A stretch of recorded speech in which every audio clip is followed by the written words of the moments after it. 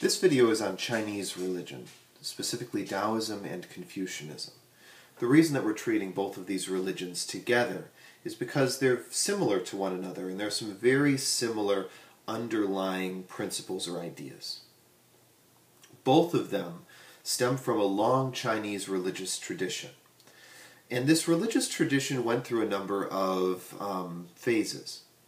In ancient China, there was a belief in many different gods and goddesses that were associated with the different natural forces of the world. Very similar to the kind of polytheism that we saw in Western Europe, in India, and in many other places throughout the world. Over time, these gods and goddesses were believed to be under the control of one ultimate god named Shangdi. Shangdi was the high god, or the sky god, like you would see in many other religious traditions. Kind of like Amun-Ra in Egyptian religion, or El in Canaanite religion. Shangdi is the ultimate god who controls all of the rest of the gods, and eventually becomes the god of Chinese religion. Then China does something kind of interesting, and it's very similar to what happens in Hinduism. You've got Shangdi, the ultimate, who becomes less and less personal and becomes really a force at work in the world called Tian, T-I-A-N. This force is the thing that holds the world together. Basically, there's supposed to be a particular way that heaven and earth relate to one another. And they do this through the force, through Shen. The way that Shen works is called Tao. Tao is a word that can mean something very similar to the natural law or natural order. It's very similar to the concept of Dharma within Hinduism, or to the concept of natural law within Judaism and Christianity and Greek rationalism. Tao is the fundamental order of the universe. It's constantly changing because the universe is made up of the interplay between two strong forces. These two strong forces are called yin and yang. You've probably seen the yin-yang symbol. It's one of the kind of more common religious symbols that's used in our society. I once had a student in one of my classes who had a tattoo of the yin-yang and didn't really understand what it meant until we started talking about Chinese religion. So if you have a tattoo of the yin-yang, here it is. The yin and the yang is the interplay between light and dark. If you look up an image of the yin and the yang right now, what you'll notice is that there's a light section and there's a dark section, and that the light and the dark are interpenetrating one another. There's a light circle in the middle of the dark section, and there's a dark circle in the middle of the light section. What you'll also notice is that as the light grows, the darkness diminishes, and as the darkness grows, the light diminishes. It's an eternal loop. Now, neither the light or the dark, or the yin or the yang, are good or evil or anything like that. In Chinese religion, these two forces are at work with one another creatively. And so you've got the yin, the dark, the submissive, the earthy, the female, and you've also got the yang, the light, the assertive, the heavenly, the male. And these two things interact with one another in a fruitful way in order to create the world and the Tao. Now, Taoism and Confucianism are about trying to align one's individual life with the Tao. They do it in two very different ways. We'll begin with Taoism. Taoism comes to us from the writings of a great sage named Lao Tzu. Lao Tzu wrote a book called the Tao Te Ching. Now, it was not any book. Lao Tzu was a kind of a middle management government official who was very interested in trying to achieve a sense of oneness with Tao within his state. And he utterly failed. He had some big ideas about the way the universe was supposed to be and the way that religious practice was supposed to work. And he tried to impose them in his state, and no one took him seriously. And so, according to legend, Lao Tzu decided to leave. He rode off on a water buffalo to leave his state and to go teach somewhere else. The story goes that when he rode off, he came to the border crossing, and there was a border guard there who recognized that this man was a man who was very intelligent and who had something very important to say. And so the border guard convinced Lao Tzu to write it down. So according to the legend, Lao Tzu retired to the border guard's house, and he wrote in 3 days the 5,000 characters of the Tao Te Ching. The Tao Te Ching is a very slim book. It's been said that you can read the Tao Te Ching in 45 minutes, but you can understand the Tao Te Ching through the study of a lifetime. It's an incredible piece in that when you're reading it, you can tell there's something deep, something interesting going on here. The core idea behind the Tao Te Ching is that the way to follow Tao is to try not to follow Tao too closely. The core value is something called Wu Wei, which literally means actionless action. I personally like the translation that the philosopher of religion Houston Smith gives in his book, The World's Religions. He calls it creative quietude. This is the idea that in many cases, the way to be the most creative isn't to be the loudest or to be doing the most work. That in order to get things done, you really just need to nudge and to follow Tao as closely as possible. What does this mean? Well, what it means is that there's a particular path that we're meant to follow, and that if our egos aren't involved, we're going to follow that path by nature, kind of like water settles in to a creek bed.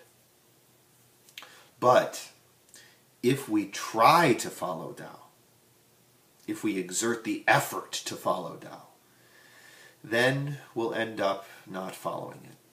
One of the great images of Wu Wei, it's an image I love, is an image of a butcher that's carving up a carcass, a piece of meat.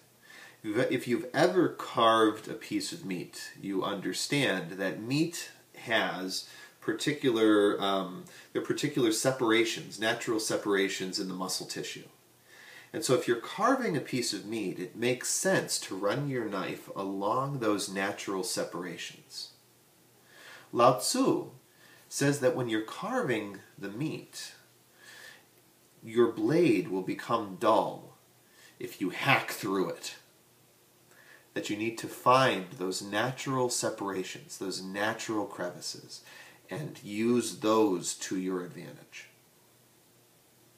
When you settle into those, the butcher's knife will never become dull.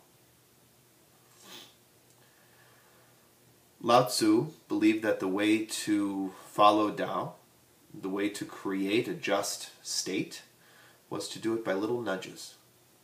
Little nudges that push people back in to the flow of the Tao and keep them from following their own ego and their own selves.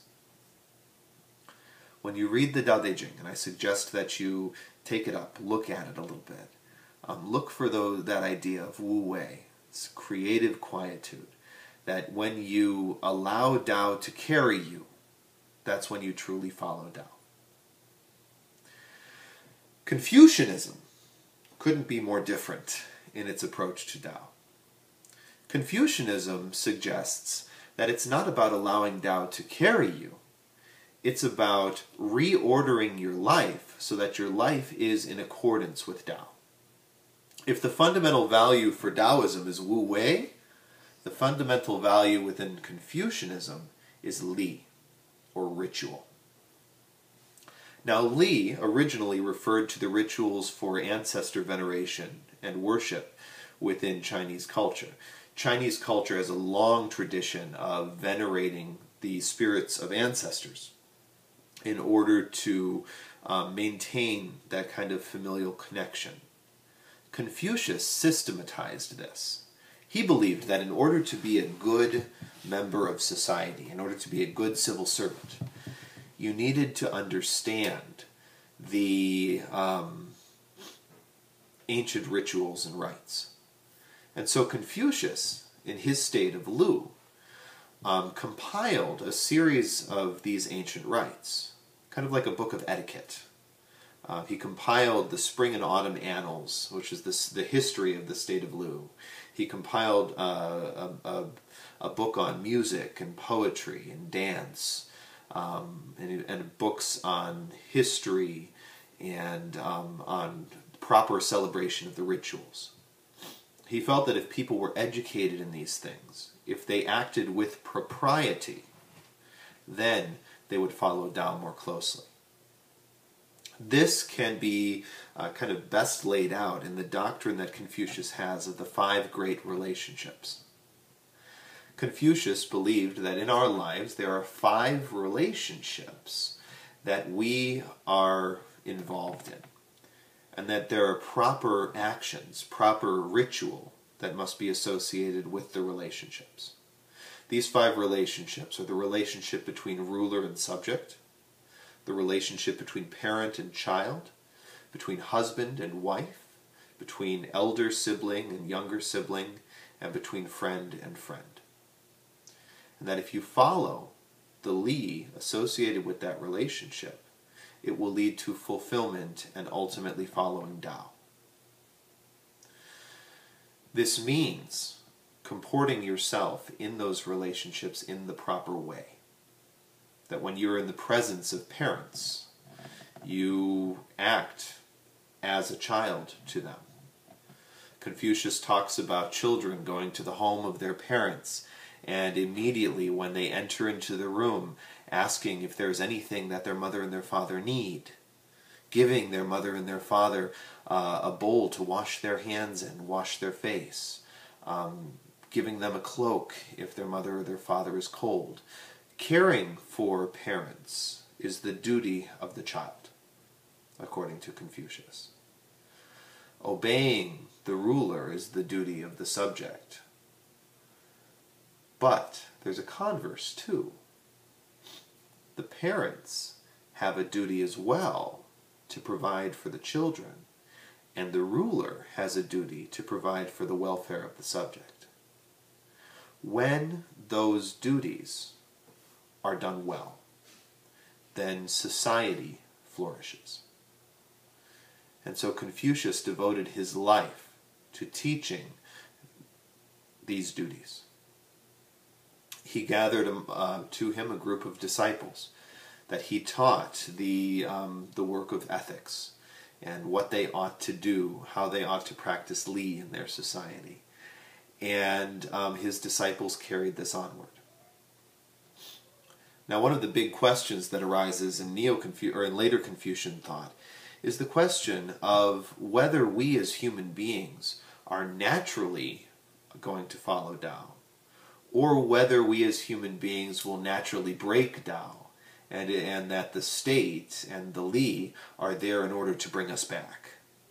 This is the difference between 2 major later Confucian thinkers, Mencius or Mencius and Zunzi. Mencius believed that we as human beings were fundamentally good, that we will follow Tao when given the chance, but that it's society and our strained relationships with others and our sense of ego that pull us away from the Tao.